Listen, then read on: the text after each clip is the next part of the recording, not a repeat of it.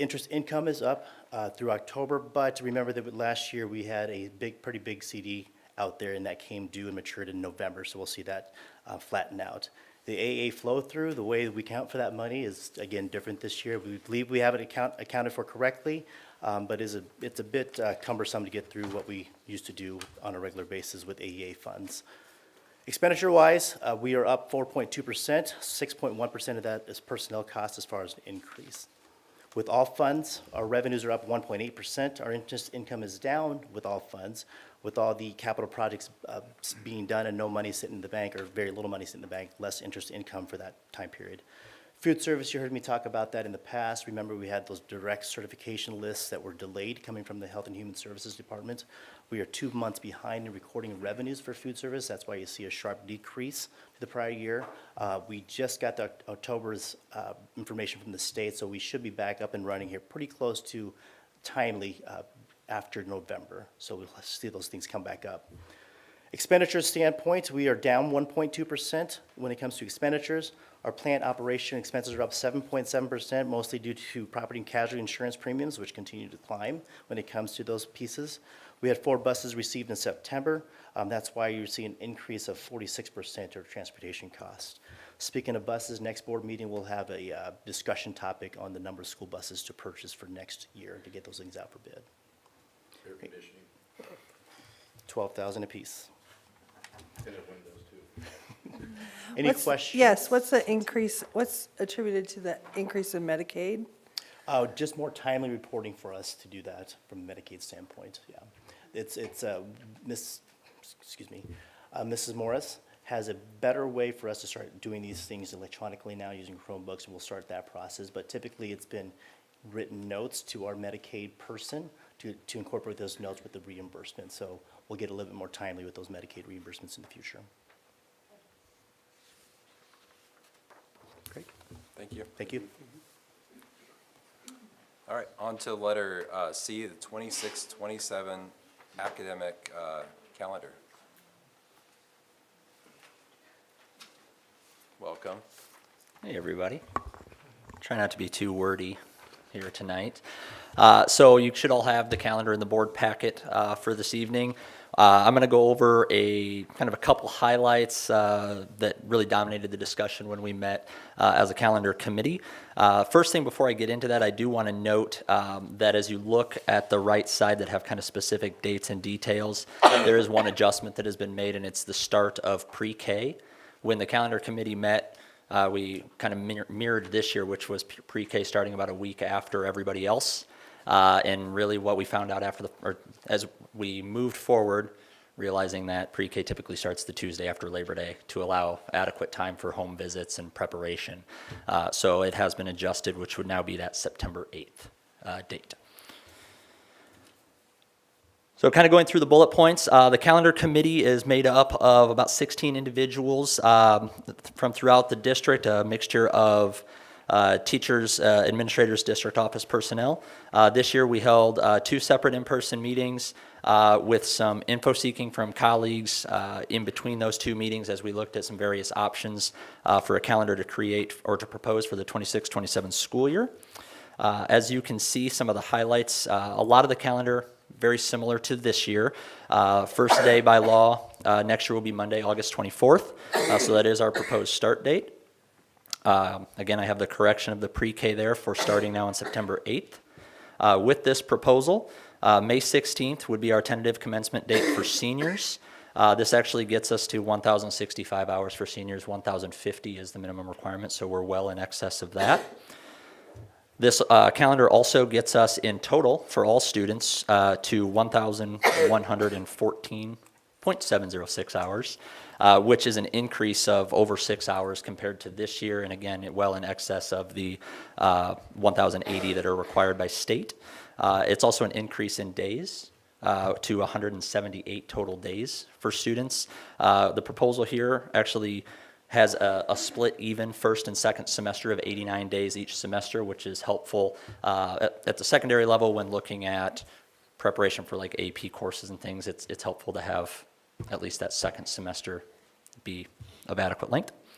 One kind of difference when we're talking about the semesters this year would be that historically we've ended the semester at the end of a week. What we found is that can make it a challenge for teachers to finalize grades within the next couple days, especially as we have some professional development typically on the Martin Luther King Day holiday. So this year the proposal would be that semester actually ends on a Tuesday. That way, teachers would have the following Wednesday morning as well as a partial day the following Monday to finalize grades. So it would give them a little bit more time to finish those first, first semester grades. Distribution of teacher contract days. Again, keeping similar to this year where we have, once the school year starts, kind of 4 professional days built in throughout the year. Next year, those would be October 19th, January 18th, February 15th, and March 27th. Most of that is very similar to this year, with the exception of the proposal would be to go a couple weeks later with that first pre-service day, first PD day once school starts, whereas this year it's the end of September. This proposal would move it to the Monday after conferences, which for students kind of creates a little bit of a 4-day break there. And again, the hope would be is if we have a Friday off and a Monday off where it's chunked together, it's a little easier on families when planning for those that need like daycare and things like that, where it's not spread out, a couple times within like a 2 or 3 week window. And then this year we have a day on January 2nd when staff returns from break. Next year, kind of that comparative day would be in February. And then the other comparison, this proposal would have 7 days of pre-service, which is still a fair amount, but it is down from the 8 that we had this year. That dominated a lot of our discussion when we met as a team. One of the challenges of the calendar is 195 staff days that we need to get in. When we looked at some different options, we looked at some options of having additional days at the end of the year. We looked at options of, what does winter break length look like? And as that team left the first meeting, spent the following week getting some feedback from their colleagues, the overwhelming word that we heard was we don't necessarily want to be going a week into June and having 4 or 5 staff days maybe after students are done, and that time was better spent in preparation of students at the beginning of the year. I know for sure those are all the bullet points I wrote down. At this point, are there questions? I'm happy to answer. No, I think the biggest question is going to be later is built-in snow days. Now, you emphasize that even though that's not what they're for. Sure. Are we above that?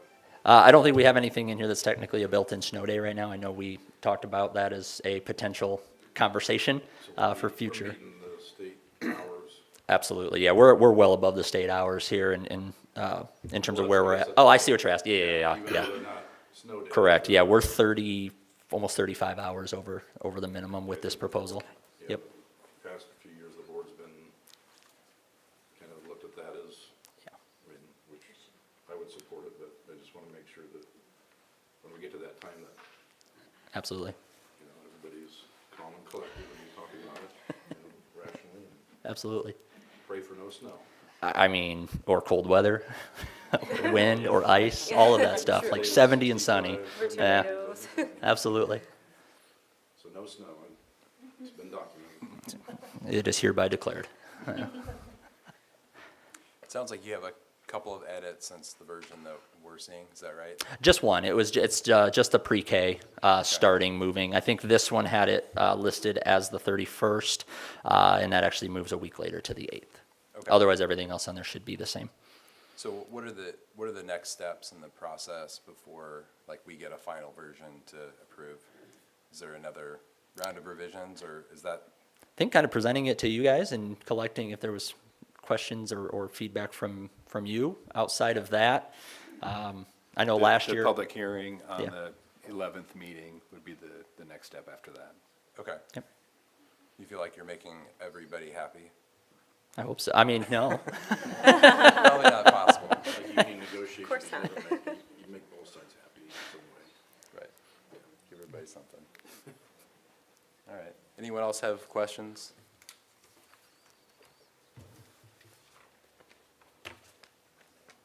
Lori, did you have a question? No, Oh. Just the question about going late on Thursday before the day off on Friday for conferences. I think the elementaries go late. So I don't know if this is the time to discuss that, or conference time is the time to discuss it, or What's the actual question?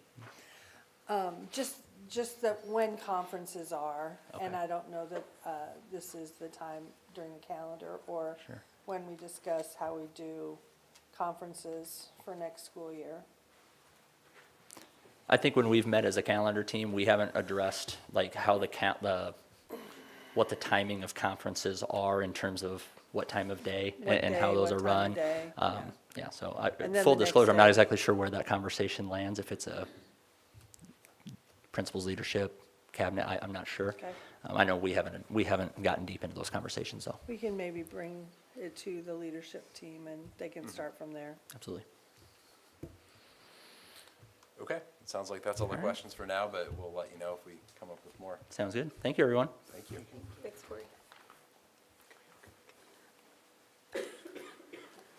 All right, on to the main event, letter D, school improvement discussion. So you guys have a plan for how you want to present this? Should we, Oh, Joel's coming up. I think they get these microphones.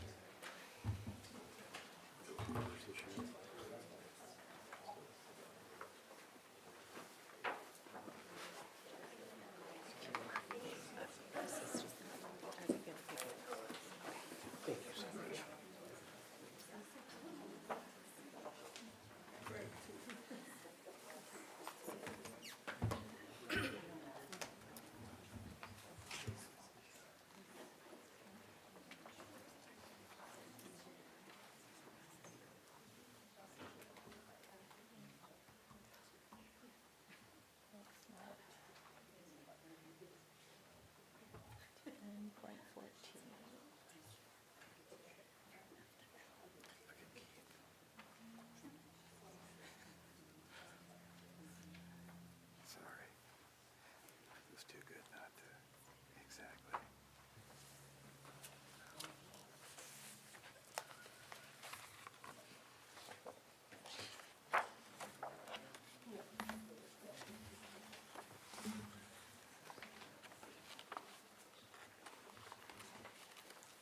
I'll get us going while I work on the technology a little bit to connect through Airtame. But good evening, board.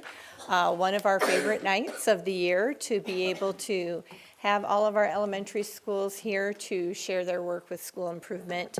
About a month ago, presented the district improvement plan, and over the next few board meetings, you'll be able to hear all of our schools share how they as a building are carrying out their own goals to reach those overall district goals. So tonight what we will do, if you look in your booklets, we have 8 elementary schools here to present to tonight. The format that we use is each building will spend some time summarizing their celebrations, their goals, their actions and strategies, and how to reach those goals. And at the end, we'll open it up to more of a forum, panel-type conversation, and you can ask questions. You can ask broad ones, and anyone can answer, or you can ask questions specifically of the buildings. But we do welcome all of our buildings here tonight, so happy to have you here, and we are really excited to hear more about your work. So I'll work on the technology, but in the meantime, I'm going to turn it over to Altoona Elementary, and we will go from there. And do you have the microphones? Oh, there they are.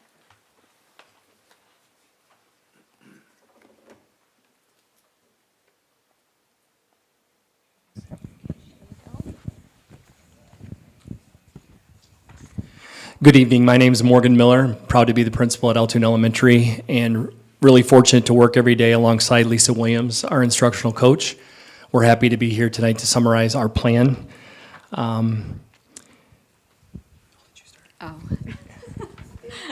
So one of our big celebrations we have so far this year is how much growth our kids are making in their progress monitoring just in the short time that we've been doing that so far this year.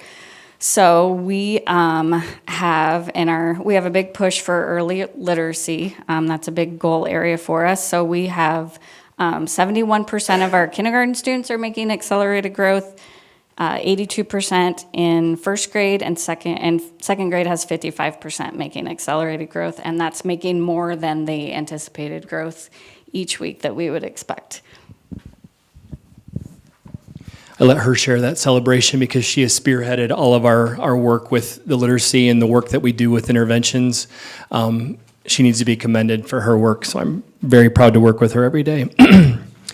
We've made significant improvement with our chronic absenteeism. Last year, our October data had us at 13%. This October, we were down to 8%, so we're very happy there. This is an incredible improvement and a direct reflection of the collective effort of teachers, staff, families, and students. We've made strong gains with ISASP growth. We had the highest math ISASP growth in the district, and then we had the second highest ELA ISASP growth in the district, so we're very proud of that. This achievement is especially notable given the level of student need in our building, and it speaks volumes about the quality of instruction happening every day.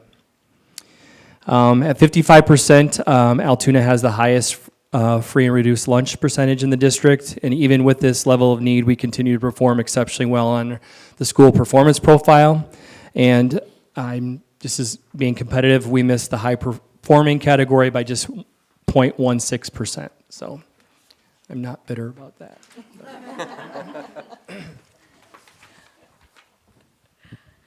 So I'm going to talk a little bit about our school improvement goals. We chose to use healthy indicators as a panorama, keeps track of those for us, and we feel like those are the best indication of if our system is working the way that it should.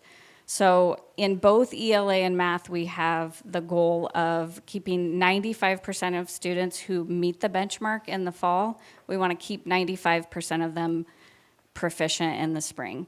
And then our second goal in those two areas is to move 65% of students who were not meeting benchmark in the fall to proficiency by the spring. We're working really hard on doing really good systems for our students and our staff, and we feel like those healthy indicators are a good goal to keep us moving in the right direction. Our leadership, culture, and attendance goals, we are working really hard to make all of our students empowered leaders in our building, so we have a goal of 100% of students having the opportunities to lead, to have each of our staff members having a voice and choice through participation in our action teams, and then we're going to continue, now that we have our building improvement leader, we have somebody that's working really hard to keep kids connected and continue to reduce our chronic absenteeism. Our plan to make this happen, our master schedule and intervention times drive everything. Our master schedule has been intentionally designed to intensify foundational skills instruction for our most at-risk students, provide intensive small group intervention, especially for K2, but for all K5 students, and then protect that core ELA instructional minutes. We're using high quality instructional materials, both reading and math, and with our social emotional, with continued use of PBIS and Leader in Me. Collaboration and data cycles. Data drives everything that we do. This year in particular, I'm proud of our movement. Data is leading, it always has, but even more so with voices through action teams of all of our teachers and support staff. We have structures that support strong collaboration. The screening data meetings that are in place we had in September will continue in January and in the spring. We have progress monitoring checks every 6 weeks, and then clear protocols for data-based decision making. With math, we're year 2 of iReady. So our iReady lessons are within our core instruction. And then with that iReady, we have the MyPath personalized learning with a goal of 2 past lessons per week at 80% or higher. For climate, I'll jump down to climate and culture. We remain committed to continuous pre-teaching, teaching, and reteaching of our Rams Way expectations. We have strong first 20 days routines, and we have preventative strategies that support emotional and behavioral success. Again, our action teams, every teacher is a part of an action team rooted in data, and these teams focus on behavior, social emotional supports, academic problem solving, action planning for school improvement. And then within Leader in Me and everything that we've done in prior years, our leadership is a part of our culture at Altoona, and we will provide leadership opportunities for all students, embedded leadership roles in classrooms and throughout the building. We'll conduct daily class meetings, promote a 5-to-1 positive to negative interaction ratio, maintain strong building-wide and classroom recognition systems, and all of this work ensures that students feel connected, valued, and empowered. In closing, I want to recognize the incredible work happening at Altoona Elementary. Our celebrations reflect intentional teaching, deep relationships, strong collaboration, and a commitment to every child. Our goals are ambitious because our students deserve ambitious goals. And our plan is strongly rooted in high-quality instruction, data-driven decision-making, and a culture that inspires leadership and belonging. To all the students, staff, professionals, and families at Altoona Elementary, thank you for leading with heart, living the habits, and giving your best every day. Together, we'll continue to move Altoona Elementary forward. Thank you very much. Thank you. And next, we will hear from Centennial Elementary. Hi, I'm Lori Waddell, the principal at Centennial Elementary. And we created our slides, and I know that you've had them ahead of time, so I'm not going to read through them. I'm going to tell you that we really continue to be a preventative culture, work on not being reactive, but laying the foundation and the groundwork for all of our kids to be successful. And we know that that can't happen until we meet all of their emotional needs, their other needs that they come to school lacking or needing support in. And I will say that I am very proud of the work that all of our staff does and our students to support each other and make it a positive place where kids and staff want to be there every day. And I'm going to leave it at that. And I have Amy, my instructional coach here, and our new Bill, Ashley. Thank you for allowing us to have her, because it gave us another layer of support for the whole entire building, and it's going very well. But I'm going to let them highlight a couple things, and then we'll pass it on. One celebration that I really would love to point out and we're really proud of is, as Altoona said, we really focus on that early literacy and those foundational skills. We know how important those are, but at Centennial we had the first grade students. They demonstrated a strong reading retention over the summer with the CBMR, which is our words per minute. In proficiency, they only decreased by a very slight percentage from 79 to 73%, which is amazing. And we've really been tracking this over the years and really working on looking at our core and looking at our guided practice and how often some of those kiddos need to have an adult work with them and build that relationship and give them that practice. And so we're really proud of that. Something we use for that is we call them grab and go bags. And we use staff. We have our specialists. We have some great volunteers this year that work with our K-1 students and give them extra practice on skills that are needed. And that really helps them grow.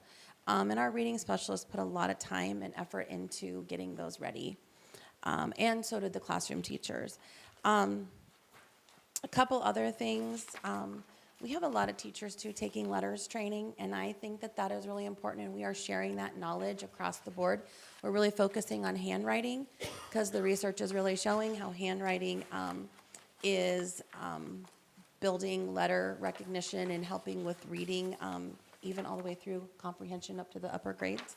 So we're really focusing on that. The other thing, if I can turn my page. We've really started the school ride vocabulary incentive. We have that each day we are working on a word. We have people going around and asking students to the word what does it mean, putting it into a sentence, and we're putting it on our announcements every morning, which our announcements are live. So they go live every day, and 2 students, either 5th grade through second grade, do those, and so that's a fun thing that we're doing. UFly is a big basis of what we are using, and it is very successful, and we are seeing that K1, and we keep tracking that data. And one last thing I wanted to highlight was with data, we are looking at that in all of our PLCs, which we meet at least twice a week. Special ed is meeting with general ed, so they're tracking their data and building and supporting each other with that. And then we have intervention meetings every 4 weeks where we're looking at the progress monitoring. We're looking at kiddos, and are they growing, or do we need to change our instruction to support them? So, thank you. Hi, I'm Ashley Houston. I'm the building improvement leader at Centennial, and I just want to share a few celebrations with our attendance. So last school year, we ended first chronic absenteeism, and this year we're down to 12. So that's a big shout out. That's an awesome thing. Our goal this year would be to end the school year at 5%. Last year was ended at 9%. So and we really think we can achieve that. Kind of our process and our approach, I guess you could say, with how we kind of tackle that is we analyze the data every day, and we really have a good team of people who put their head around that. We immediately connect with the families that we know are struggling with that type of, with the attendance, and we, from there, start right away building those strong relationships. After that, we are always looking for interventions that are going to work for our students and tailor them to their needs. And then, of course, we celebrate when we have success, which is happening quite often. And so we're very excited about that. And everybody at Centennial has this approach, which is why I think we're doing so well. Right. And then if you have any questions at the end, we'll be happy to answer them. Good. Thank you, Centennial. And now we will move to Clay Elementary. Hello, I feel like I'm sitting behind. Can't see everybody. Here we are. Hi, hey. Andrea Bruns, I'm the proud principal at Clay. My 4th year there already, which just seems crazy, but I am so proud of the work that we've been able to accomplish in the 3.5, I guess, not 4 full years that I've been there. We continue to grow every single day. Our teachers and our students are all working really, really hard, and it's just really, really fun to be a part of such a strong community. Even though we're a big building, we really try hard to keep kind of that small community feel that really is encompassing all of our students and our staff as leaders. So we have lots of celebrations. We just chose to highlight a few of those for you. One of our big celebrations this year is that we again are really trying to take this whole building approach to all means all. So all means all of our students also means all of our adults as well. And so we have dedicated and prioritized our small group ELA time in the morning to ensuring that all of our students are getting either reteach or enrichment of our ELA core, and that encompasses our special education teachers, classroom teachers, ESOL teachers, reading specialists. Everybody is reteaching core and extending in some form, which has been amazing to see everyone come together to support that. We reorganized our instructional leadership team this year. A barrier that we felt that we have had over the last few years is that we didn't have equal representation of all of our teams, and we really felt, again, if we're approaching this all means all, that we really needed to ensure all of our a voice from all of our teams was able to be heard. So we've had a lot of success with that. Dr. Latham's got to, well, she gets to sit in with us on those meetings as our building representative, and it's been great to see that team continue to learn and grow and make some really great decisions for our building. Although we've been doing Leader in Me for the last couple of years, we continue to grow that as well, just as the rest of the buildings. I think one of the things we're most proud of is our Wednesday rotations. We really get to highlight the leadership of all 700 plus of our students. We are engaged in Clay clubs. Our adults get to share their passions with kids and lead those. Our students get to pick. We have, I think, 80 80-some students in cooking club this year, and those of you who were at our got to do our board visit, you got to engage in some cooking with some of our students, teaching them one of their recipes, which was really fun. But we have buddies, we have student action teams, and then our students are engaging and leading our school-wide assemblies as well, which is super fun. We know that as a district, one of our bigger celebrations last year was the amount of students, third graders, that were in that top 2%, and 3 of those were from Clay. So that was really fun to get to highlight those students that are working really, really hard. As a building, as well as everybody else, working really hard on decreasing that chronic absenteeism. As a building, we declined from 18% to 14% last year, which, again, of a building our size is a really, really big celebration. And last month, we were, last year, during the month of October, we had 14% chronic absenteeism, and we were down to 8% for October as well. So we're continuing to see that decline, which we know when kids are in school and in seats, then that's how we get to reach them the most. So we're proud of that. Another addition that we've made is we have 5th grade peer mentors. So our teachers are identifying our students that may just be in need of some additional support in the form of a peer mentor. And so we prioritize time each week for our 5th grade leaders to get to spend time mentoring students, playing games, building connections, and that's all tied to our climate and culture goal. Annie is up next. She's going to talk to you about our building goals, and then we'll share a little bit about our plan. Hello, board. Over there. Couldn't see you. I'm Annie Poblacki. I'm the instructional coach at Clay. For those of you who've been on the board for a while, since Andrea took over as principal, you will notice that our reading goals, math goals have not changed. At Clay Elementary, we believe that all means all, and 100% of our students is our goal when it comes to hitting our academic targets and having our students feel like they are included and accepted. So our reading and math goals, like I said, they really haven't changed. Our goal is for 100% of our students to hit their reading fluency in 2nd grade and 5th grade, and for 100% of our students to hit their early reading benchmarks in kindergarten and 1st grade. For math, we have prioritized our promise standards. So we took the priority standards that the district has outlined, and then from there, we drilled down to 3 to 5 standards for each grade level that all of our classroom teachers are committed to promising all of our students will be able to do before they move on to the next grade. And we keep track of that in a data tracker that all teachers contribute to throughout the year. And then our climate and culture goal is that by the end of the school year, all students at Clay will feel safe and accepted, and we do that through, like Andrea mentioned, all of our Leader in Me activities and just generally putting our students first and making sure that I do my best to know as many of those 700 names as possible, and so we work really hard as a team to make sure that all of our students feel seen and valued and heard at Clay. So just to kind of wrap up our plan, our motto this year is be the change, and we have really tried to embrace and accompany the all means all, be the change together.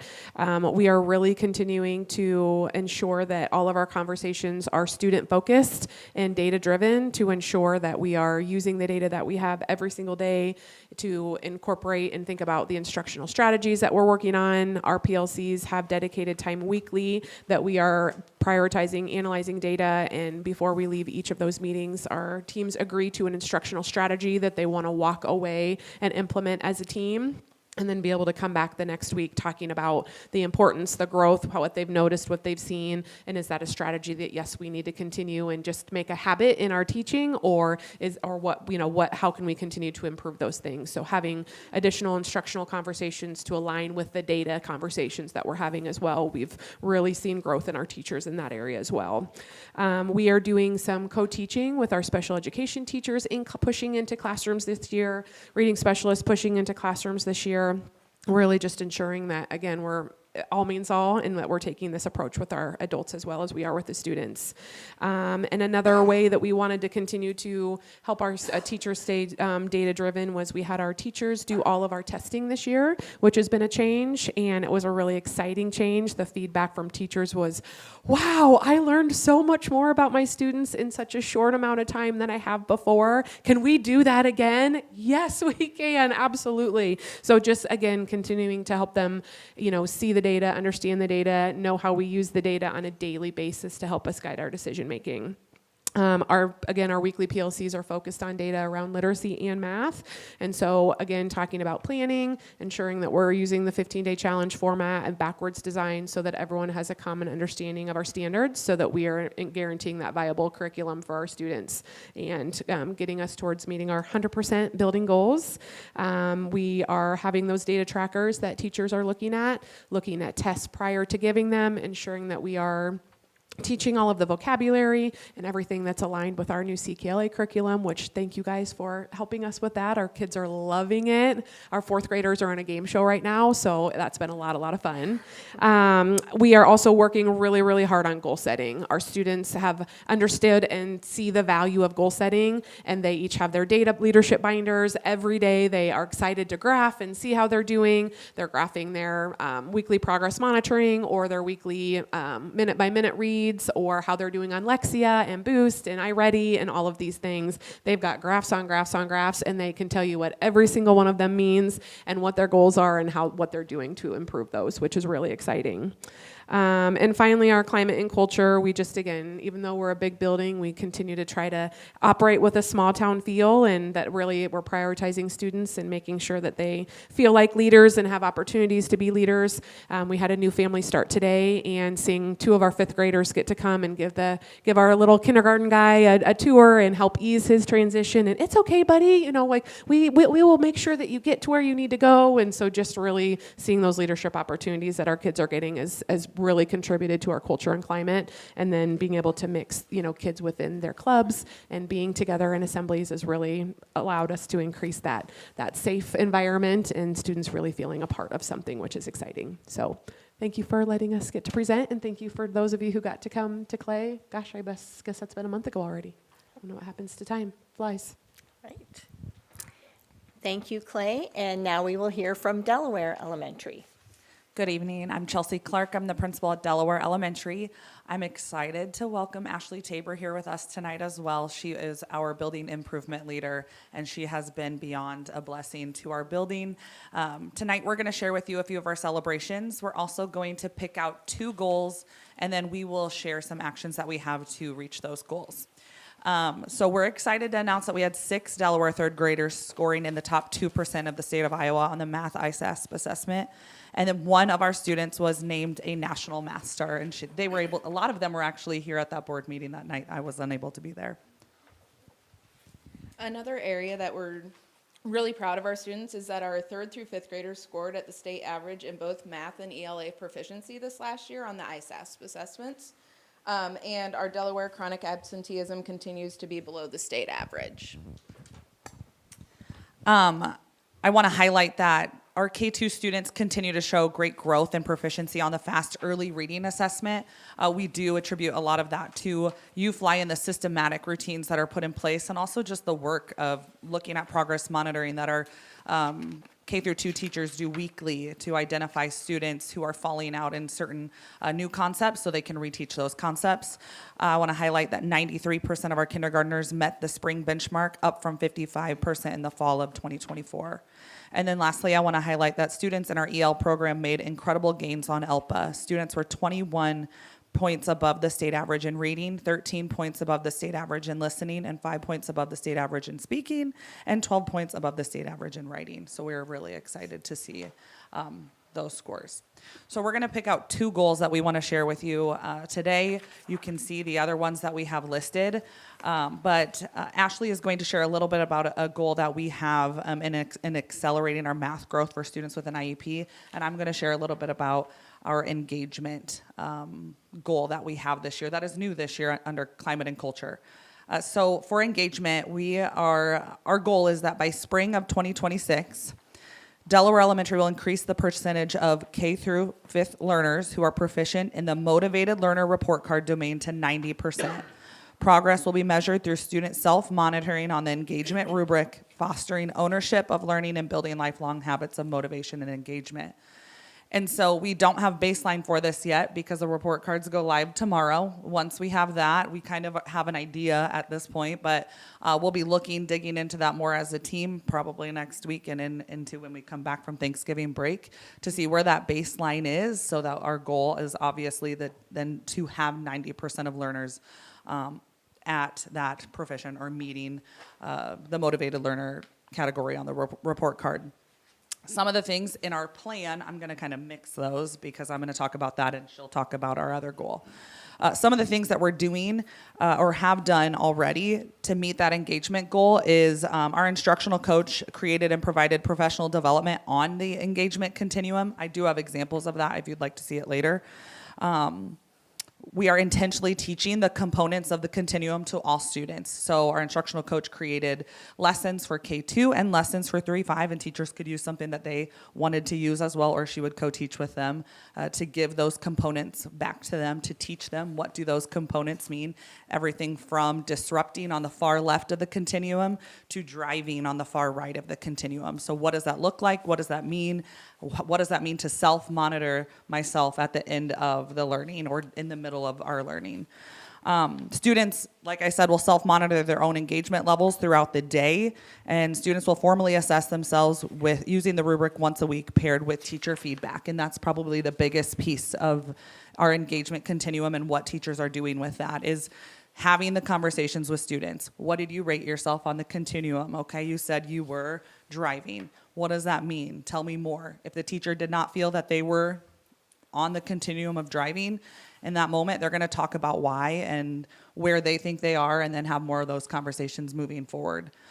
So that's been kind of a joy. We had walkthroughs earlier this fall, and that was just part of our walkthrough process, is to see some of that in the process of being taught, but also utilized. Every classroom has a very large poster size continuum on their wall, and then the students have and use in their learning leadership portfolios their own engagement continuum where they're monitoring their learning and sharing that during conferences, during student-led conferences. So, one thing that we focus on and we all talk about often is ownership of student learning. So how are we taking ownership of our own learning? And a lot of that comes from noticing our own engagement.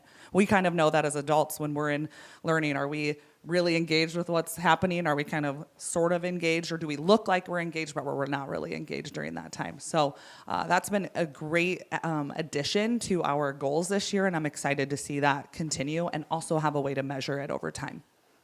Okay, Ashley's going to talk about our next goal. All right, so an area that we know is an area of growth for us is our growth for our students that are served with special education in our building in the area of math. And so with that and the All Means All conference that we had this summer, we really focused in on that collaboration piece between our gen ed and our special ed teachers. They are meeting at a minimum, some are doing more, 2 times a month, and then either Chelsea or I are part of those collaborations, and we look at the data, how can our teachers work together in order to ensure that our students that have IEPs are getting that specially designed instruction, but it's also connected to what they're learning in the classroom at grade level math in the gen ed classroom. And so that's something that we're really proud of, is that collaboration that's going on, and bringing awareness, because sometimes there's a little bit of a disconnect between gen ed teachers and special ed teachers with what is the special ed goal? What is that student's IEP goal? And so just bringing ownership to everybody knowing what that goal is for that student, so that everybody is on the same page and we can help accelerate and close that gap for our students and help them grow closer towards that grade level expectation. With that, kind of goes along with the engagement piece of it as well. Something that we've been doing is behavior implementation checks, which goes with that engagement, but also helps our students that maybe have some of those difficulties in the classroom, not just the special education classroom, but also the general education classroom, and doing those checks to make sure are our students engaged? If not, are we doing what we need to do to help them to keep them engaged during their time when they're in the classroom? With that, we're giving feedback to all the teachers and if there's an associate involved. So we're really bringing everybody together on the collaboration to help ensure our students are getting what they need. And if not, then we have a conversation on how we can help them move closer to that goal that they have. I kind of went on a rampage. So just making sure that we are reviewing that progress monitoring and then making those instructional decisions based on what we're seeing in the data, not only on their unit assessments, but also in their progress monitoring towards their IEP goals as well. And really taking the whole child approach when we are looking with our students, knowing that that is an area of growth for us at Delaware. Before we finish, I want to highlight that in this time, Ashley has been pulling, looking at students that have a math IEP goal, and then looking at their graphs, pulling those graphs and bringing them into this special education collaboration with all of the special education teachers. And so then she'll pull the graph up and we'll go through the graph together. How are we using this with our families? How are we highlighting where we're at? What changes maybe need to be made? Do we need to have more conversation about the instruction that's happening?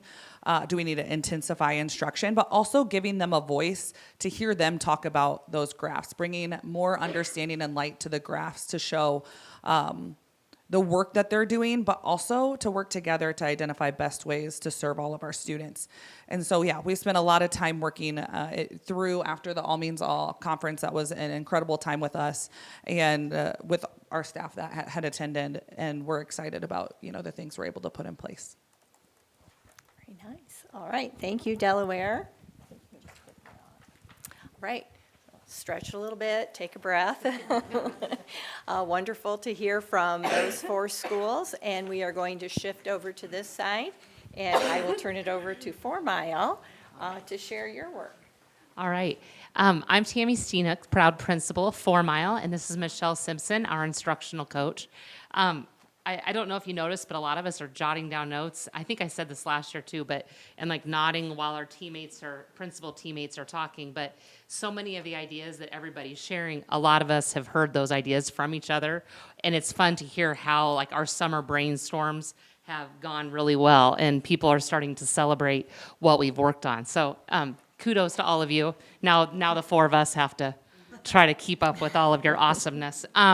But I'm going to turn it over to Michelle first to talk about some of our celebrations. Then I'll just highlight a couple goals and then some of our action steps. I get the fun part of sharing our celebrations. To start off, we did improve on our Iowa School Performance Profile. We increased our rating from commendable to high performing, which was really exciting. We went from 64% to 72% is listed on the sheet. Some ways that we feel like might have contributed to this would be improved attendance, strong core instruction, targeted interventions, and positive school culture and climate. We, on the ISASP math test, student achievement, we had 84% of our students scored proficient or advanced, including 2 third graders who ranked in the top 2%. We also had 1 student recognized as a national math star.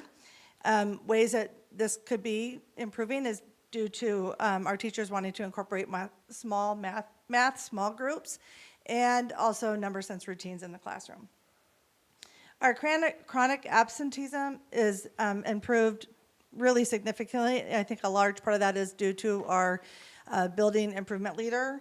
Also, we increased, so for example, in 2021 to 2022, we had 19%, and last year we had 6%, which was pretty significant. Ways that we feel like are contributing to that improvement is our building improvement leader. She's been working really hard and diligent about getting those kids to school, and also incorporating morning and closing circles, just having those those meetings, class meetings with kids, making them feel valued, and we want them there. Then additionally, last, for our English learners, they made progress. They increased 17%. Our EL teacher, Jill Brady, went individually to each team and shared ways that we could support our EL students with speaking, writing, reading, and listening. So I feel like those are some of the ways that we feel like that's increased our numbers, and we just want to continue that work. So just to highlight kind of the way our goals are written, for the most part, all of them are that we want students to meet that benchmark or exceed 1 year's growth, and we know that's really important. Like Delaware, this year for the engagement goal, we're also tracking the students who are proficient in the motivated learner category. It's new for us this year. I'm gonna steal some of Delaware's ideas and see if we can go over and watch a few of them in a couple weeks. But we've been talking about that too, like what does that look like? Report cards are just coming out tomorrow, so we'll have our baseline, and then what do we do with our students to help them take some ownership of that as well? Just having teachers tell us how many of you gave a 3 for motivated learner is not enough, but how can we teach our kids? So Delaware, be ready, we're gonna come over for a visit. Some other things that are part of our plan to support those goals, we've had a couple big systems changes at 4 Mile, and we're really proud of the work that happened. You'll see under the system changes the master academic schedule. So that sounds like a small thing, and it kind of sounds like a duh. Of course, you should have a strong master schedule, but we knew that we needed to really revise ours. But I didn't want it to be a top-down leadership thing that just came from me, or it just came from Michelle or Rachel or Bill and me. I wanted it to be everybody. So we had representation from all the different teams in the building. We studied a book about scheduling. We talked to other school districts and other of our elementary teammates, principal teammates. They shared their schedules. We studied schedules. We asked the staff for input. We did a poll with staff. Then we made a draft. We went out and shared it with staff, told them the research we learned about master scheduling, and then we finalized our master schedule. And that process took about 4 months, a lot of extra meetings, but now we feel like our schedule ensures that we have that sacred core instruction time that all kids get to be a part of. It's our tag teacher. She shares 2 buildings. She travels back and forth. Like she had a lot of say in there, like on how we could build that schedule to provide enrichment opportunities for students and how that tag schedule could be built. Same thing for special education. Our English language learning schedule, that gets to be kind of tricky as the numbers increase in that program. So we feel like our schedule is really strengthening our core and supporting what high quality MTSS is about. The other big system change really came out of that awesome conference this summer, the All Means All conference. I feel like we had a lot of great intentions before. Like, well, yeah, we invite special education teachers to all of our meetings, but did we really make sure that they had a voice? How did we look at the data from special ed? How did they contribute to our morning collaboration meetings? And that conference not only gave like the philosophy behind why it's important, but it had like real concrete examples of how to improve collaboration, how some of your forms could improve voice by special education. And we've put a lot of those things into practice this year, and we're getting a lot of good feedback from all staff members. So we're really proud of that. Attendance, Michelle talked a lot about that. I'll tell you, our numbers are something to be really pumped up about. But I give so much credit to our building improvement leader, Rachel Davenport. She has started the Adopt a Student program at 4 Mile. We learned that from other schools in our district, so I don't want to act like we invented that. We did not. But when students have at-risk factors or they're starting to have attendance concerns, Rachel reaches out to staff members to adopt a student, and those staff members do the extra things to build a relationship with those kids. Maybe it's lunch, maybe it's just going to say hi to them in breakfast, maybe it's giving them a note saying, I'm glad you're here. It is paying off. Like those kids are looking for those adults, and they have somebody safe at school every day. But all those things in that attendance box there, Rachel really is the spearhead behind that, and we would not have the growth we've had without her work there. Student engagement, like a lot of the other folks said, really proud of our leader and me implementation at 4 Mile. We started kind of slow and methodical, and now it's really taken off. We're doing a great job with greeting kids in the morning. That's one of our school improvement goals this year is, are you in the hallway? Are you welcoming kids? What does that face look like when they walk in the door? I feel like our kids know that we are so happy that they're there, and they know relationships come first. So between Leader and me, between those engagement things, and then also we've started a Maker STEM challenge, and it's kind of it's more complicated. It sounds more complicated than it is, but we just are using all those STEM resources that we have, and we've changed our program this year, and the kids are real involved with that as well. And then last thing, with the academics, as far as our plan goes, we are going to continue to keep celebrating growth, growth, growth. When you have a lot of students move into the building from another school district, one of the things we talked about is you do whatever it takes. You meet them where they're at, but then we have to have at least that 1 year's growth.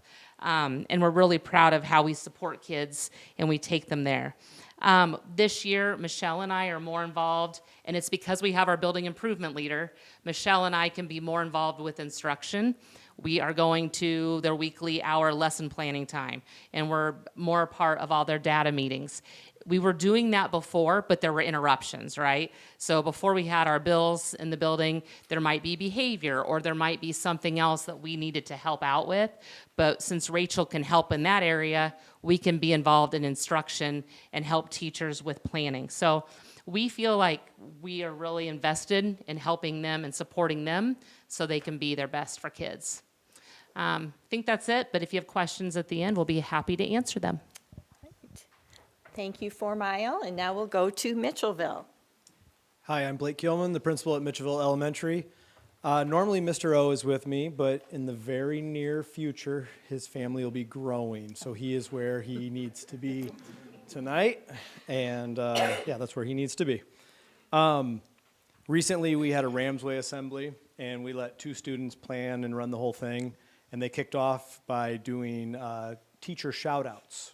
So the kids came down and they got on the mic and they started saying things like, I love my teacher, she's so nice to me, she challenges me, and went through all of these things. There's like 12 kids up front, and the 12th boy gets up and gets on the mic, and he holds it just like this, and then he goes, I agree with everything they said.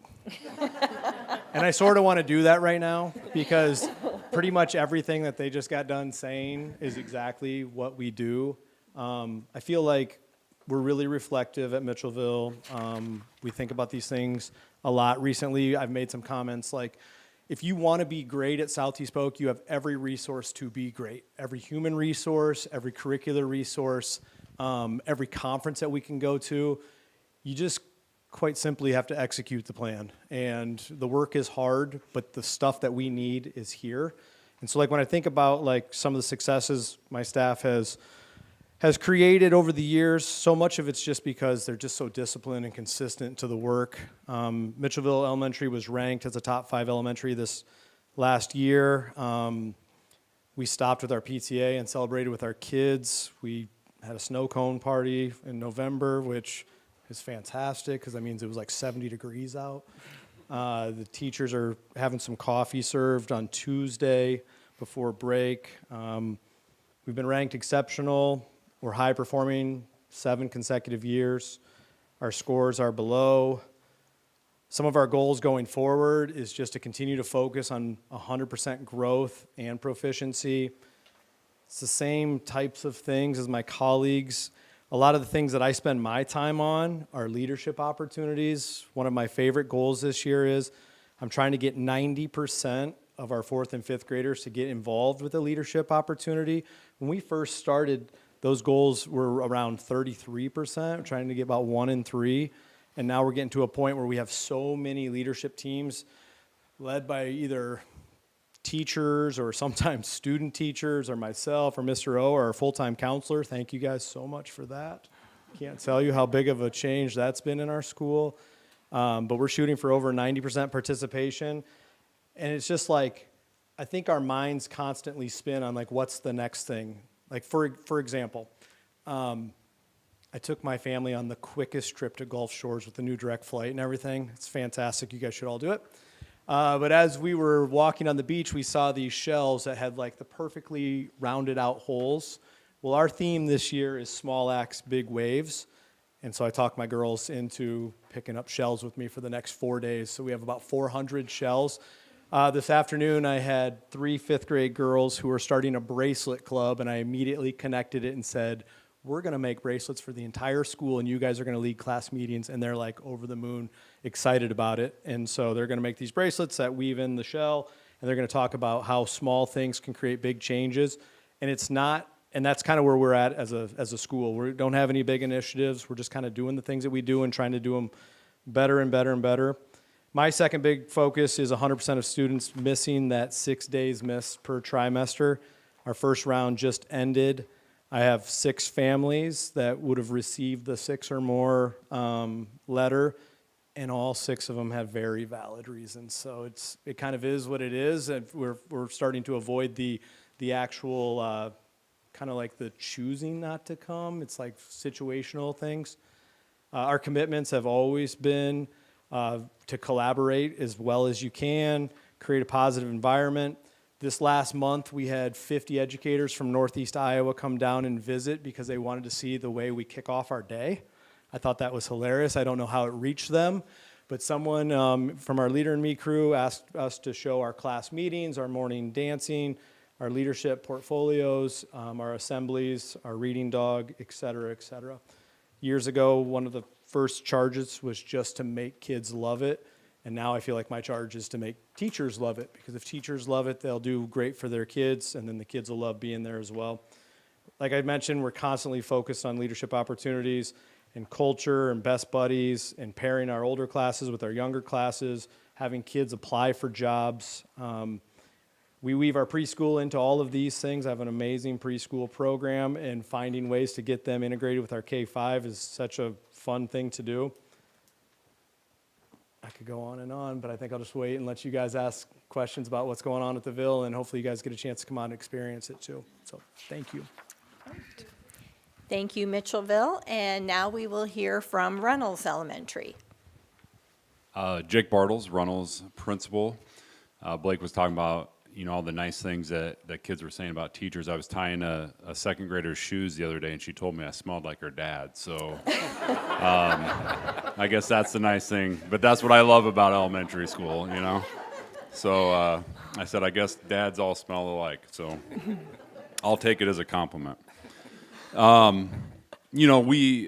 Same thing as everybody else here, and I agree. I have a lot of things I'd like to add to this after listening to everybody else, but I'm fortunate to be at Runnels. I live 1.5 miles away from Runnels, and it's a great commute for me, although my wife says I don't drive as well as I used to now that I only drive 1.5 miles a day. But you can see our celebrations there, 96% proficient or advanced in math, top in the district in, the ELA test, and that's all up to the teachers and the kids. They're doing great work. But the thing I'm probably the most proud about on the celebrations is we lowered our chronic absenteeism from 19% to 7%. And as we always talk about, then your scores typically go up, right? Because kids are at school, and so we saw that for sure. And so that's what I'm the most proud about, I think, that our school did last year. We're currently about 8%, so we have some work to do there still in that area with our attendance. But we run a school-wide attendance goal. We have a pirate treasure chest that we take around to all, they can get, and once they get their goal, they get to open it up, and who knows what's in there. Whatever the teachers put in. I don't really know either, but I'll find out when we get there. So, but it gets kids motivated, and just talking to kids and being in the hallways and welcoming everybody into our buildings, right? That's important too. So that's a goal of ours, being in the hallway, just like everybody else has talked about. So those are our celebrations, and if you look at our goals are similar to a lot of other people. We're looking for 100% proficiency or that year's worth of growth as well. And so, we're cracking away trying to do that. We did add our preschool teacher who's awesome. She added a goal there too for our preschool. And then really just trying to get I'd like to get our chronic absenteeism down to 5%. So we still have some work to do with that. And I would echo what Blake said about having a full-time counselor at our building this year. It's made a huge, huge difference. she is meeting with all kinds of different groups of kids, whether it is, kids that need some social skill instruction, or maybe kids that are a little bit more, shy, or different things like that. And it's just been really, really good, and she's done a great job. And she's involved in our tier 2, so we have check-in, check-out kids, and we have just all kinds of things going with that. So that's been really, really good. In the ways that we're going to reach those goals, you can go to our plan there. And for our K2, we're really focusing on MTSS. Not that we haven't done MTSS in the past, but it hasn't been really probably as tight as what we need it to be. And so we're focusing on that for our K2 to really work on how can we, give our common formative assessments, how can we see what skills kids need, how can we provide that. So we're starting to see some of our it's working out with our kids. They're starting to show that they are learning with our data, progress monitoring. Obviously, meeting as data teams and looking and planning and doing that. And then one thing that I ask our teachers to do is they all make collective commitments to our building goals, like as your grade level group, how are we going to get to that? So these are just a few of them that I pulled off of there. Targeted small group instruction, MTSS, UFly, collaboration. I heard other groups talking about this as well, special education teachers and general education teachers together. And then climate and culture, I talked a little bit about this already, but the leader in me has been really important. Tier 2, and just really talking with parents, including parents in what we're doing and having them involved. Thank you. Thank you, Reynolds. And I told Mr. Panache, next year, we will go in reverse alphabetical order. We will start with Willowbrook, and 4 Mile and Delaware, you're still going to be in the middle. So that, but I promised him we would do that. So last but certainly not least, we'll turn it over to Willowbrook Elementary. In all fairness, she told us last year we would go first this year. So I did. Take Yes. that with a grain of salt, He's if you right. will. Yes. I have to remember my alphabet. Good evening. I'm George Panache. I'm fortunate to be the principal over at Willowbrook Elementary. This is my 5th year in the position. I've lived in the district now 15 years, so it's always been good to come home to this. I'm honored to be accompanied by my instructional coach, Annie Kinney, this evening. We'll give Annie a chance to share some brilliance of our building here in a little bit here. It's always interesting to me because we try and pinpoint down to just a couple of goals. And, as you know, in schools and in life, everybody, you're changing a million things all the time, and your goals aren't limited to one thing or 2 things or 3 things. There's a million things you're trying to change, but you try and pinpoint it. Last year, we spent a lot of time focusing on our attendance. That was our wildly important goal for the building. And, every year, as you can look, we've gone down from 21% to 17% to 12%, and we're sitting at 8%. So that goal never goes away. We continue to try and improve on that, but it's time to shift over. That improvement in attendance, as Joan always says, we do a really good job of teaching the kids that are here with us, and our kids grow. We have so much to celebrate here, but I'm going to highlight really 2 numbers. If you look at the very top of that first page on our demographics and our staff, there's 2 numbers that highlight something. One is that we have 1 ELL teacher. Last year we had 1.5. Our EL percentage is 6%. Last year that was closer to 10%. And if you look down in those celebrations, the reason we're down to 1 teacher and the reason we're down to 6% is we were 90% proficient on our OPA students this last year. 90%. We had 15 students graduate out of the ESOL program, so that we don't need 1.5. And I'd love to say that those 1.5 teachers took those 15 kids plus their cohort and they did all that work. But the reason that those 15 kids are out of there is because as a system, all of our staff did amazing things. 1, they made sure those kids were there and they knew they were important every day, like every kid in our building. 2, our systems work the same. So what's being taught in that ELL classroom is the same as what's being taught in our reading specialists, the same as being taught in their homerooms. That came with a lot of work from Annie here next to me.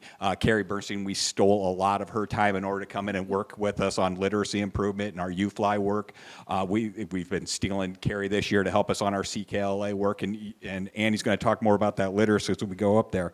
But it's led us now that, okay, our attendance isn't perfect, but we're going to continue that work. It's time to turn our wildly important ambitions onto our reading goals and our literacy goals, which we were trying to improve last year and the year before that as well. That work, once again, there's always a million goals, but now that's what we highlight as you walk through the halls. Those of you that were able to join us here a couple of weeks ago, you got led around the building and you got told what people are proud of. You saw our billboards on the wall, you saw our rocket ships.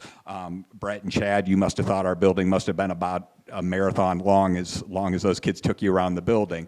But the work now is moving over towards our literacy to, once again, it's a continuation of our work, but also a growth of our work. So I'm going to let Annie talk about that some. Hi. One fun fact here is, so like, we had 15 students graduate the ESOL program last year. If you look to the left, that is the picture of 14 of them. The 15th one moved on to 6th grade. So, but those are all the beauties that graduated our program. So it's kind of fun. One thing that we are really proud of is that we have had the highest literacy growth in the district for 2 years in a row, with a lot of help from Carrie. The teachers' dedication to the UFly, doing small groups and looking at data has really helped. This year with the new CKLA reading program for 3-5, in one of our weekly meetings, George and I were like, okay, so these teachers, this is a lot. This is a huge program. It's amazing, but it is a huge undertaking. It's 90 minutes or 120 minutes of their day. We have to figure out a way to get them to be able to dive in and to look at it. And so we figured out a way to have an extended PLC before every unit. And I kind of do some back work and look at it to help the teachers understand what they're going to be teaching. Is there anything really that stands out as, oh my gosh, this is way different than what we've done before? Have like a planning guide. And so it's during their typical PLC, but then for an hour either prior or after, George and Michelle, our building improvement leader, will take all of the kids from the grade level, and they typically will, for part of the time, work on their WIG goals. So like our reading goal, they have to do boost minutes and things like that. And so it's just a designated time for the students to work on that, because some of our students don't get as much time because they're pulled at the various times during WIN and literacy MTSS, which is when they typically get to do it, and so they're not necessarily meeting their goal. And so we've kind of figured that out. And I would say that from the Unit 1 to Unit 4 currently, the stress of the teachers has gone down tremendously, because they at least know, not that we get through the whole unit, but they know what's coming, they know what's expected, and it's pretty purposeful and good. So I'm really proud of that.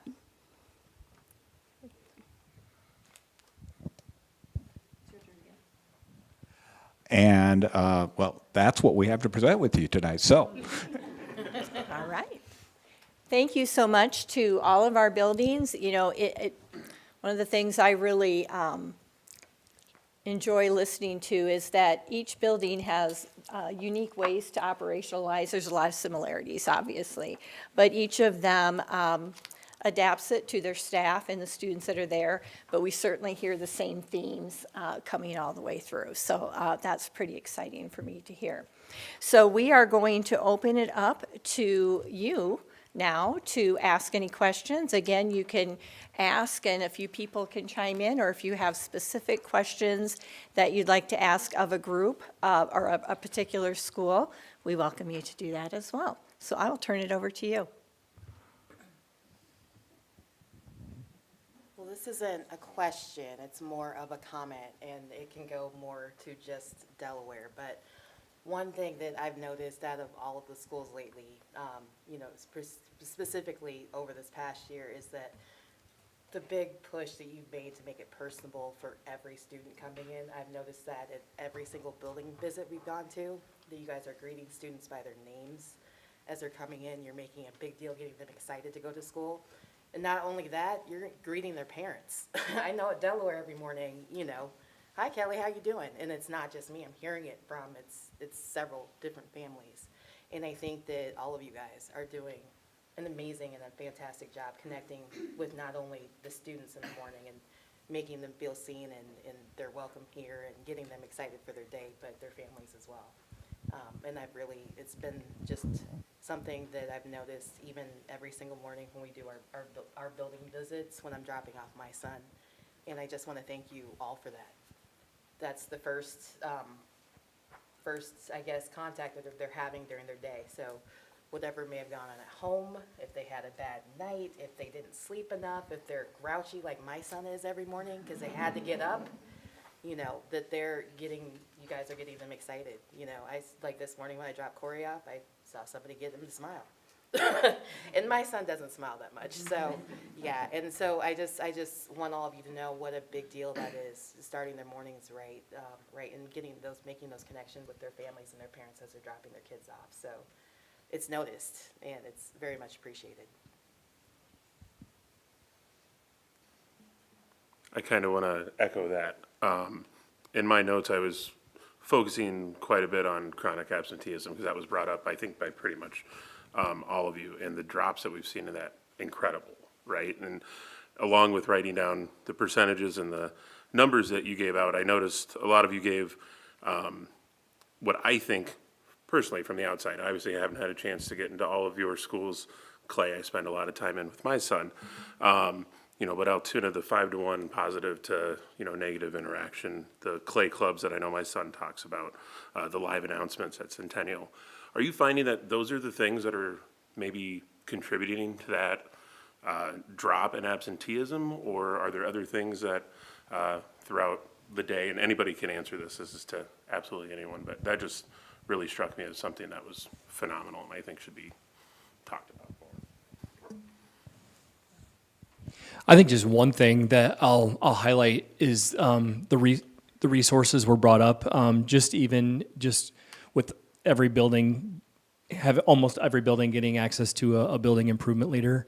I know at Altoona, Mr. Fuller works just that extra time to have those meaningful conversations with families. It's not that it didn't happen before, but there was limited time throughout the day with other responsibilities on other people's plates throughout the day. So the added resources helps us have that bigger, stronger connection with families that is needed. And to have that timely communication and the importance of all of that is huge. But just in building up the programs that have been in place for a long time. PBIS has been around for a long time. Leader and Me, we're now in year year four. I mean, but it feels old hat, even though we're growing it every year. It works, and it's when you put more resources to it and more time to it, we're able to perfect that, and it has greater impact. So we're just grateful. And I'm not sure if you're aware, but we also have an attendance task force in the district. That's Joellen leads that with her team, and then each building has representatives that go. So yes, they go and they look at attendance data and they hear about the state attendance laws, but at the same time, the representatives are sharing ideas on what's working well in their building. I know their most recent meeting they had, our building rep sent me 6 ideas by an email that night, like, hey, I learned this idea, and this idea to help improve attendance, and then we can talk about which ones would fit 4 Mile, and then we can implement them. So I appreciate that even though we're a big district, we still are finding ways to make sure that we're talking across the buildings and sharing the good ideas that are working. And it benefits all the kids.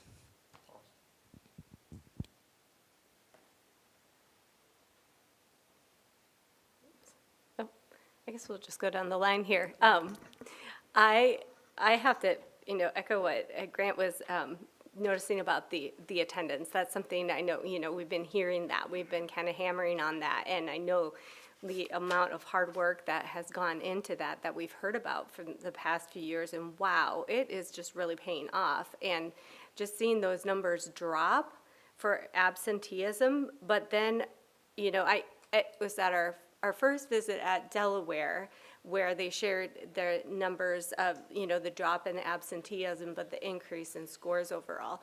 And it's really cool to sit here today and see that that is a trend across the district, and how much, you know, like Joellen said, I'm like, you know, a broken record here, just repeating what's been said, but it's just so really cool to see that impact. And it's not just the attendance, it's all the things that you're doing, but that having those kids there. And, you know, we go into the schools, they're engaged, the kids know exactly where they need to be and exactly what they want to do. And I think that people who aren't in education sometimes have this picture of chaos, but I'm like, whenever I go into classrooms, like, these kids have a job, they know what it is, they're there to learn, and they want to do it. And it's just so rewarding to see that. And I think a lot of that has to do with the you know, the climate and culture. I love hearing about that part because everyone does it a little bit differently. I love how you share ideas. No one's like protective about their ideas or competitive. You're like, hey, you know, let's share what's working for us, and maybe it could work for someone else. And just the one thing that stands out to me is the little rituals, like the circle time, the checking in, the greeting in the hallway, the dance time in the morning. You know, like, those are so important. That's what makes a kid want to come into school, is to have those things. So no questions, just praise and admiration. I have the unique perspective up here that when you were sharing about all of your plans and your goals and everything, I was picturing the different teachers and what they were doing and all of the hard work that they were putting in so you all could come and share these celebrations. So they deserve a good round of kudos too, because you all are doing such great things. So as we say, it takes a village. So kudos to everyone involved. I guess I'll jump in here. Yeah, I'm always impressed. This is one of my favorite days. I like the secondary presentations also, but I love hearing what's happening across the district. You guys you have unique buildings, you have unique students and challenges and opportunities, and you approach things in slightly different ways, which I think is good because you can learn from each other. As you know, you said, Tammy, like you're taking notes, Jake's taking notes, we're all learning from each other. But I'm always impressed, like, how much thought and care you put into this. We were at Centennial visiting the other day, I think it was last week, you know, and heard some stories about students that, you know, you start to tear up a little bit hearing about, you know, the challenges that they had and the extent that they went to get that kid to show up every day to school, and you know, all the improvements that they're seeing with that student. I've enjoyed the Willowbrook visit. We did run a little bit long. I think we got to about the end of our time, and our tour guide said, "We have 3 more grades left." All right, let's go. We have a tweak already. Don't change a thing. Hopefully we didn't keep him from class for too long. We went to Clay, and that was really enjoyable, going around and having those tables set up with the students and learning about what they're learning, and the cooking club. That was really, really special. And when we went over to Delaware, I really could have used that chart yesterday about engagement, because I hit a certain point. I think I turned to Dirk. We had a long day conference yesterday and today, and I turned to Dirk at the dinner and I said, "I've hit my limit." And I don't know where that's at on the scale, but withdrawn. Yeah, I couldn't absorb any more information. I was like, okay, I'm done for the day. But I'm also encouraged to hear, you know, some of the investments, if you want to call them that we've made with bills, with counselors, that you guys feel like that's really providing some positive movement and a lot of help and support in the buildings. Obviously, we would love to give more and more of all of that we have a budget, we have a solvency ratio that Mr. McCollum is helping us to keep in the right range. But if there are things that you guys feel like are hurdles, obstacles, we're all ears, trying to understand what we can do to help and support you, and just appreciate all the good work that you've done. What else can you say? So, what they said. Is it like that, what they said? Yeah, something like that. Yeah, anyway. Probably just threw a gang sign out and gonna be called out on YouTube, but, no, I appreciate everybody's hard work. I mean, the school visits are, as I've said before, one of my favorite things to do, and as an example today, being able to go to 4 Mile and just, talk to the kids, I told a few of them up here, I'm like, I've been out, my kids are getting older, and it's like, how do you hold a conversation with 30 kindergartners? Like, what do you like to do? And then they're all like, I like to do this. Well, then you go, well, what do you like to do? I mean, and so I set myself up because I asked stuff like that, but it's fun just going in there and then just seeing what the kids like to do, and just if they're enjoying classes, and just listening to them. And then obviously when you see the numbers come back, and I have to laugh because, and not picking on you guys, but your 100% goals are great, and I'm like, if we can reach that, I will be like, you guys are the men and women. And it's like, when I say that, not negatively, but it's like, and I keep saying this, you guys don't make excuses. You just keep chugging away, making sure these kids get educated, and, and make sure that, that they're being fulfilled with whatever they need to do. Because obviously, again, it's been said before, is they spend more time with you and your staff in the classrooms than they do with their parents at home, and some of them don't get a lot of time with their parents. So thank you for that time, because it does take, as Tracy said, it does take a village, and I mean, I guess I'll just leave it at that, but thanks again, and appreciate the time that you come to share and letting us come into your buildings, so. I don't know what happened to Willowbrook's team, but my team was very quick. I did not walk fast enough. Our but team I was saw- great, so don't be knocking our team. They were very passionate, and they loved what they were doing, and they shared everything about Willowbrook, and literally everything. We went into every room. I think I was in and out in 45 minutes, and they had me in every classroom, all their favorite classrooms. I saw everything. The boys were a little more expedient than the girls. Yeah. Anyway, a couple things. I will say, one, at the beginning of the year, I noted for the very first time that Mitchellville's building size has finally surpassed Runnels. So I've been around long enough to remember Mitchellville at 133 students or right around there, and how are we going to get growth there, et cetera. So I was very happy to see that Mitchellville has surpassed Runnels in, both buildings are very good size, but I think that's a positive. So other things I would say, all of you presenting seem just a little bit like you have just a little bit less weight on your shoulders, a little lighter. And I'm sure that the bill person in the buildings helps a lot, takes a little bit off your plate. I know every one of you is still very much overworked, but you can tell that in the presentations that you've made. And slightly just a little bit happier. And I know that your kids are wonderful, and I know your kids are all trying really hard. And the fact that we're seeing goals to hit 100%, it hasn't been that long ago that our goal was ever close to 100%. So I like seeing that. We are making headway. We're not always perfect, but we keep trying. And that's the main thing. We don't give up because we're Southeast Polk. And you guys are amazing, every one of you, every one of your staff members, all of your students. And just keep that in mind. I appreciate every one of you, and I know they do too.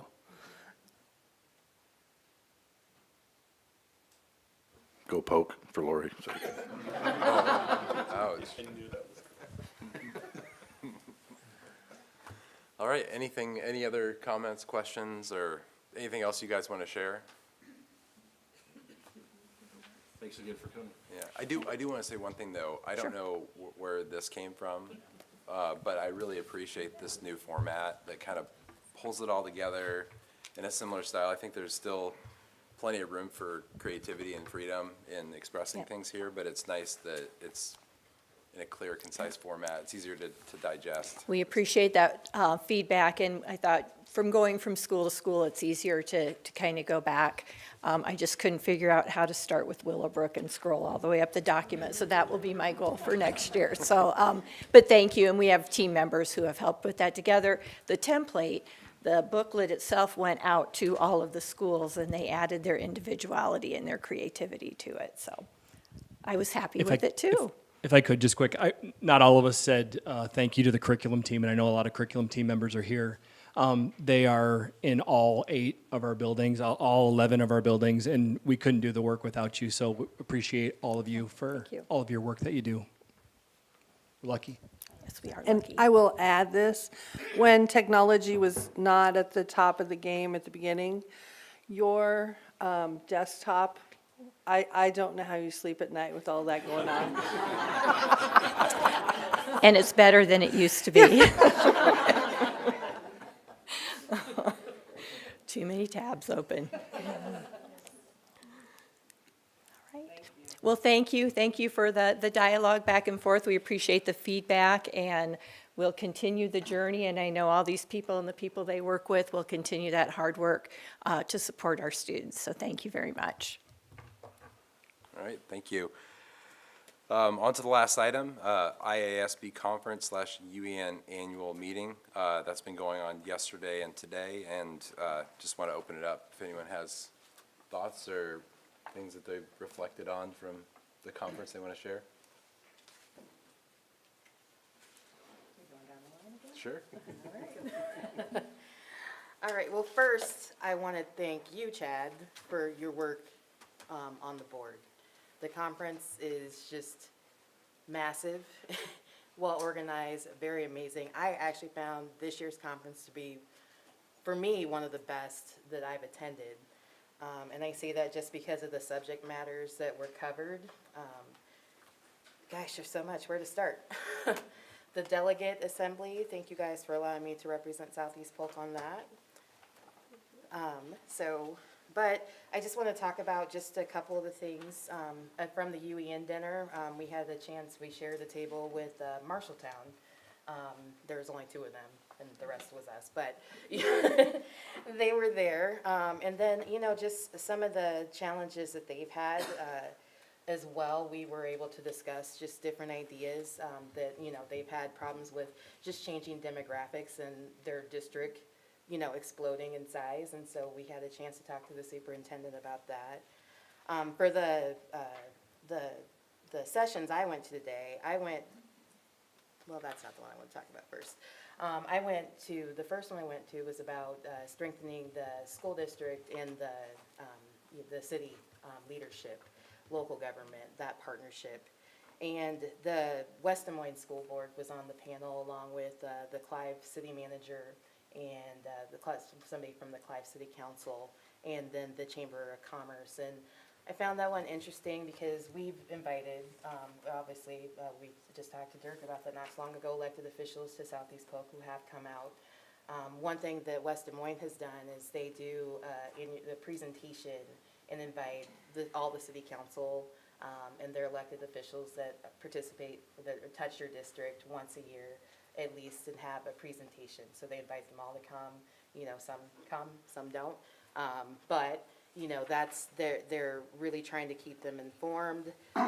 They're talking about a lot of their overlays with their goals. A lot of they're using the school's green space, or the school's playground equipment, and just some joint goals that they had together. And so they've been able to balance their funding and who's paying for what, and get some more of that involved with the chamber as far as bringing in businesses to make investments in the schools and for training opportunities, which we've done a lot of as well. But, you know, I thought I took a lot away from that as far as having a collaboration committee, you know, with people that are involved. So like with West Des Moines Collaboration Committee, they have their president and vice president of their board, their mayor, a city council member, a chamber member, the superintendent, and they spoke a lot about meeting and collaborating with their elected officials intentionally. So make it intentional to have that meeting in every year, that presentation for the school district. These are our goals. These are what we're trying to accomplish. This is the growth that we are looking to do, and see how that aligns with not only the city's goals, not West Des Moines and Clyde, but also the chamber's goals. And so I think that there's some opportunities there as well. We do a lot of that now, but you know, there's some ways to even make that more robust. And then also, this afternoon session, I took a break and ran over to Delaware quick and got to see Chelsea's turkey hat. They were kind of, it was a big hit. But so when I came back in the afternoon, I did the strengthening school culture with a system-wide approach to bullying and harassment. And this is a subject that I've been very interested in. And what I appreciated and why, Chad, I said that this was one of the best conferences I attended, because I felt like the presenters were very honest with their problems. So for this session, Independence School District was actually the one presenting. And they said that they identified issues in their school culture. And it was identified also with community members, and whether or not necessarily was going on, it was about the perception. And their school district in particular had seen the perception of not doing anything. And so they talked about being very intentional about also having a process and how they communicate with their community as far as what they're doing. They put in a system, they did a systemic approach, and they used the McGrath Training Solutions Implementation. They have an implementation team. And this is like, just a process of how they deal. It was very systemic in how they deal with issues. So their board members could point to, when community members came to them, they could very much point to, this is a process we go to. This is who it goes to first. How it escalates, how it gets to what they call it, 3 levels of awareness and reporting, level 2 screening, and how by putting that process in place, it was very clear and very communicated to the community that they very rarely nowadays get up to the point where they have issues of the full investigation matter. They also do student training as far as making sure their students understand what is bullying, and how sometimes when they're processing that information with their students, how it may be just a case of, Meredith isn't being nice to me today, but it's not bullying. And so they also, encourage the risk assessment. They do a risk assessment annually. And, I was, I was kind of amazed at the honesty of Independence School District, because when they first did their risk assessment, they had scored at 8%. And then, they've done it a few times now, and now they're scoring a 69%. And it shifted the culture and how the community viewed the district and how that they were managing things, because it wasn't just complaining on social media. It was more of a systemic process. The school district is very open with the community, very clear about their process as far as handling the situation, and they go right back to that. They talked about how the McGrath team was also available to help with that implementation process. One thing that I did like a lot about what I heard is how they were more intentional with it, and not only training the teachers, the administration, and the students, but they had different trainings for different people. Like they talked about how they have training for the bus drivers. And that's something a lot of people don't even think about. And, the bus drivers are the first people that have contact with the kids in the morning that are riding the bus. And a lot of times they're the last ones to see them before they go home. And so think about how, what they see on just a school bus would be different than what, the aides or the educational aides are seeing. And so I thought that the way that they were being very intentional about their training, very intentional about being very specific about that specific problem with their changing demographics. And that's one thing that, that stuck out to me with, in our schools. I was just looking through even your reports, and our schools look a lot different than they used to. That's one thing Marshalltown we talked about too. They look a lot different than they used to. And, we see it in the schools and everything. And so they talked a lot about making sure that we have a lot of the correct people at the table. They send out climate cultures to not only students, faculty, staff, but also the community. And I think that, there's some things that, we could even learn from there. They also talked about funding. They talked about it coming from superintendent recommendations, Board of Education, but they talked about different funding options and grants. They were able to utilize some at-risk funds.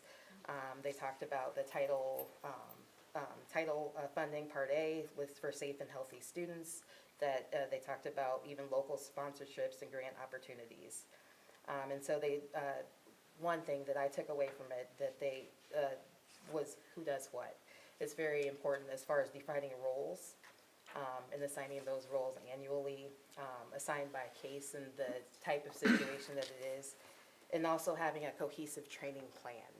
And I think that there's some things that we could learn from that. And so, but again, I want to thank, the IASB board. We are very lucky to have Chad as a representative on that board. And it was a very good conference, and we learned an awful lot, so. I certainly appreciated the timeliness of this conference, being the day before and day of being sworn into the board. So I spent yesterday in the Ready, Set, Govern, which is an overview of how school boards work and interact with superintendents and the rest of the district. Dirk sat in on that with me, which I appreciated, helping guide me through all that, which was wonderful.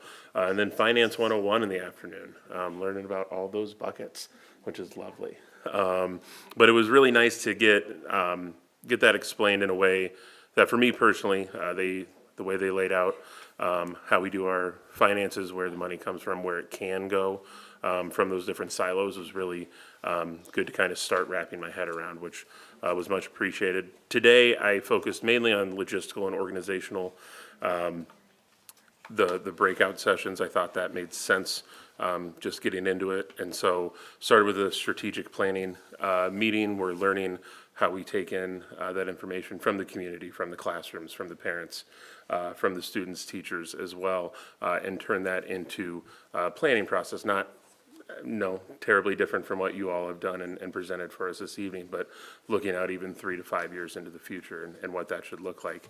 Played really well into the first year superintendent breakout, knowing that we will have to start that process soon, and learning how that strategic planning and how to work really well with that first year superintendent, defining clear goals, making sure we're all on the same page and working towards the same outcomes.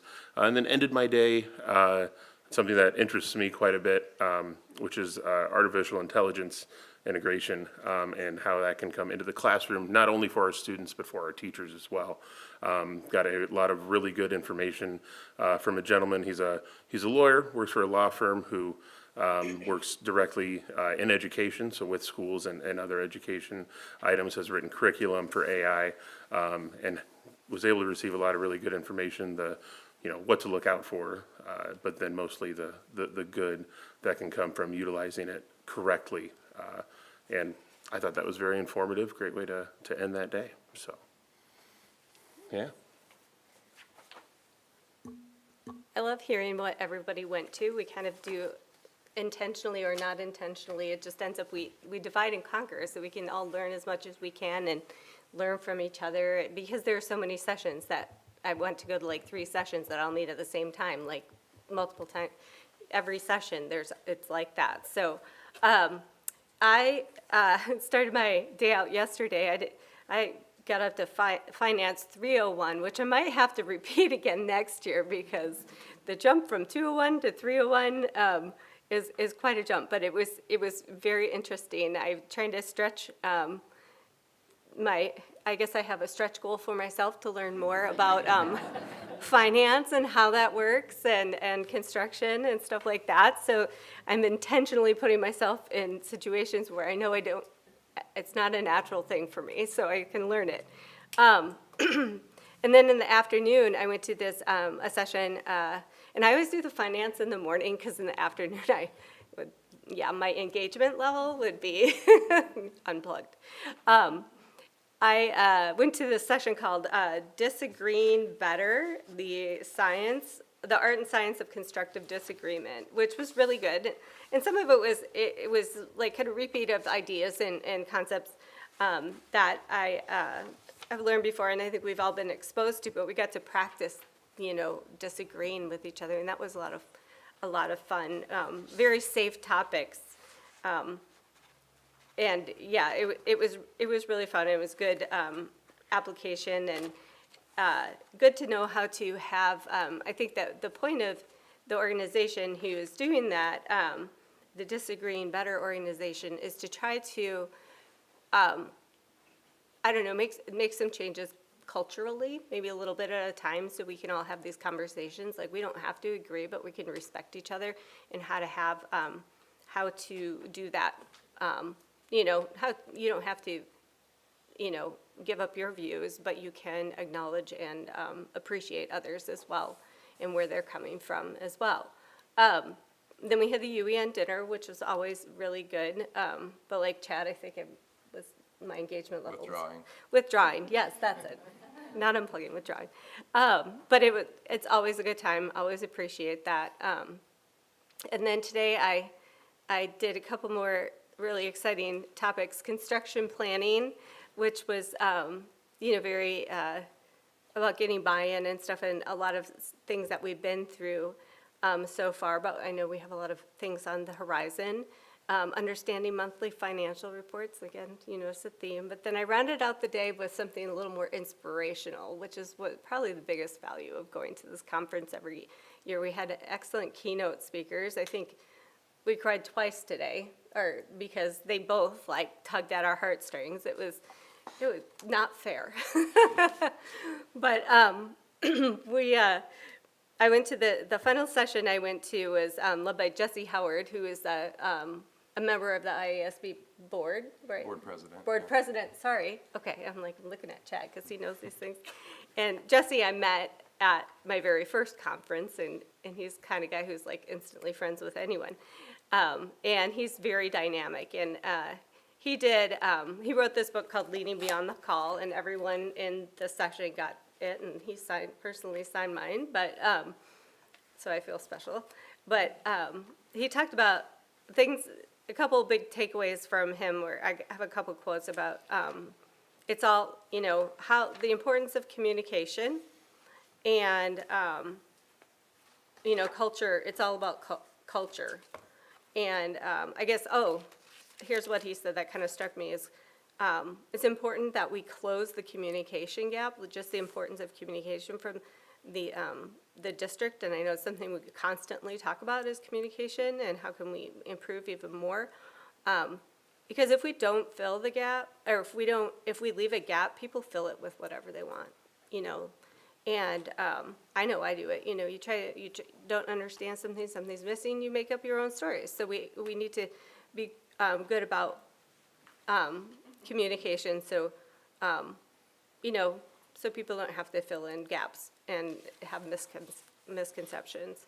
And positive culture equals positive results. And I think as a board we understand the importance of setting the tone and having a positive culture here at the table, even though it seems we're very, sometimes feels like we're very far removed, but it does, we are very conscious of the fact that it has a trickle-down effect, so just kind of sustaining that. Tracy, do you have anything you want to share? It was a long day. I thought I was done sitting in 8 to 4:30 meetings, but it was very informational. Kelly and I were at the same one, and I found the McGrath system that they were presenting really interesting. First session that I went to was, I wrote it down, actually took notes. I was engaged. Post-retirement engagement was really interesting. It was Seconds Count in Crisis, So Does Leadership, and it was the board's role in emergency readiness.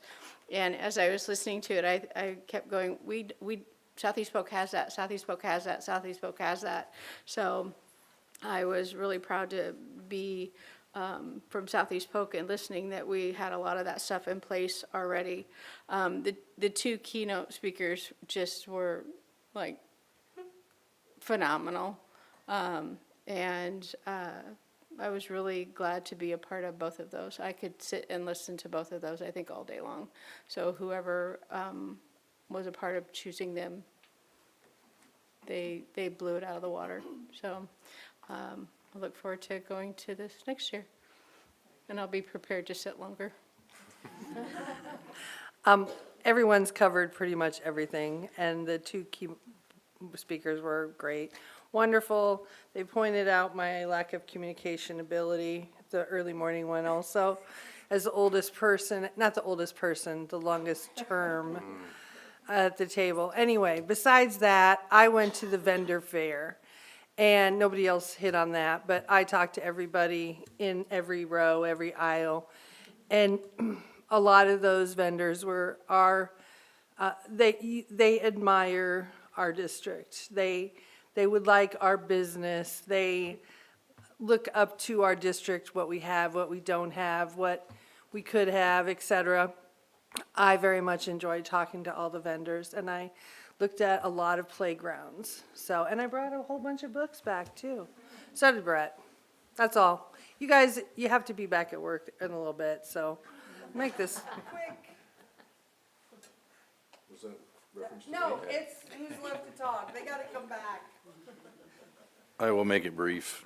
I went to the disagreement one. I think that was more of a punishment for me. Self-punishment, I should say. I went in and argued with someone from the AEA about whether kids should eat sugary cereal in the morning or what kind of a breakfast. And I think I beat myself up on that because I ended up just saying, just let them eat as long as they get a belly full. So then the other one was recreational sports versus the competitive sports. So it was interesting just to hash those out, even though they weren't major topics, but it makes you think about how, at least for me, and that's why I say it's self-assessment, is just listening to the other side. And it was brought up many times, and this is definitely me, is you always want to make your point, and as I'm getting older, I forget what my point is, so it's like, so anyway, so I did learn something, even though I knew it, I've just, relearned it, so.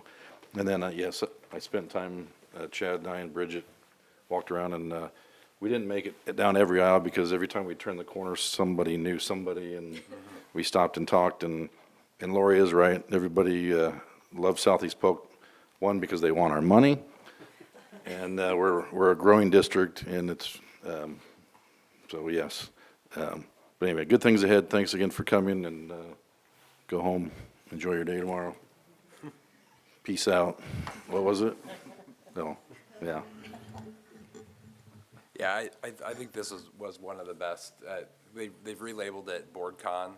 I actually had some friends from Council Bluffs that were there, and they thought it was funny to dress up because, you go to a con, you dress up. So they all brought their favorite board, and one of them was like a cribbage board, another was like a peg board from the garage. Anyway, it's funny. But I think it was, like, the speakers were great, especially those two keynotes. I think that we were all tearing up listening to the story. There was her name, I just had to look it up again, but Anne Marie Anderson, she's a ESPN correspondent. She was like a reporter in the locker room with the Jets when Pete Carroll was there as a coach originally, and she was following the Dream Team and Dennis Robinson. So she had like like all this background, but really the part that got you, she kind of lured you in with all that sports stuff, and then she talked about her her kids, and two of them were, you know, very very good academically, athletically, you know, no problems. But she had one that had a lot of challenges, and you know that's kind of where you started to hear about what he went through just trying to get him to go to school. And I thought a little bit about the story of Centennial, but we all have these stories, you know, kids that you got to do that little extra thing to get them to school. And